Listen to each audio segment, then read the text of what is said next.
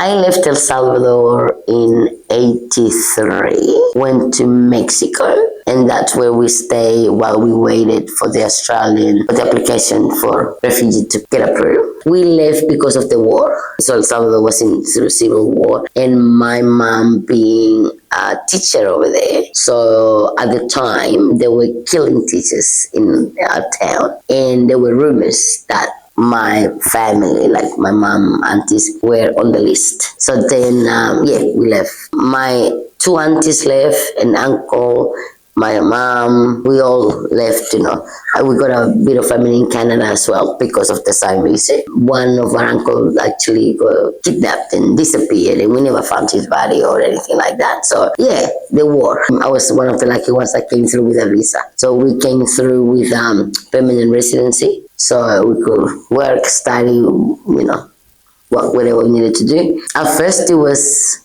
hard coming into a country with a totally different language. I had no English in me, at all. I could not speak any word of English. Going through ESL was okay. That was fun because we were all in the same boat. None of us could speak English much. But getting into high school, mainstream high school, that's when it was really hard because being at the time 17-year-old doing year 10 with 15-year-olds and that. And kids can be cruel, of course, and picking on us because we didn't speak English. So that was a bit hard, but got through it. So an asylum seeker is someone that comes to Australia seeking asylum because they're not able to go back to their country and they come without a visa. So they apply for protection.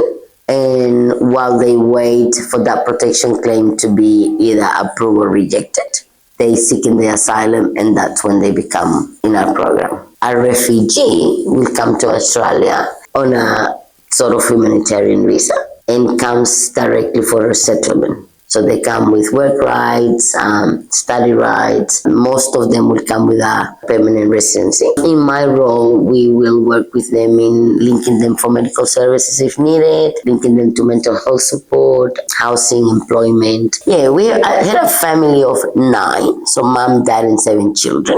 They engage with the New Zealand resettlement, so to move to New Zealand with a visa and start fresh. They were approved and they moved to New Zealand in April this year. So I think that was a good outcome for them. So I think that's a good story. There are challenges in case coordination role. Our clients are not entitled to mainstream services, for one. So housing issues, they can apply for housing commission. Not all of them can be seen at places like, Melbourne City Mission or Salvation Army, places that can help with housing. They're not always they're not entitled because of the not having the visas. Finding freedom. I love the meaning, and I think it's beautiful for people like me that were lucky enough to come here with permanent residency and, with my family, managed to go to school, learn English, do, things. It's hard for our clients who don't have a visa, who don't have study rights, who don't have work rights because they don't have freedom. I don't see it as they have freedom. I think the environment here is really good. We do our multicultural lunches every now and then, sharing food from all different countries. Beautiful. The work benefits are really good. And it's a really nice place. So yes, I would.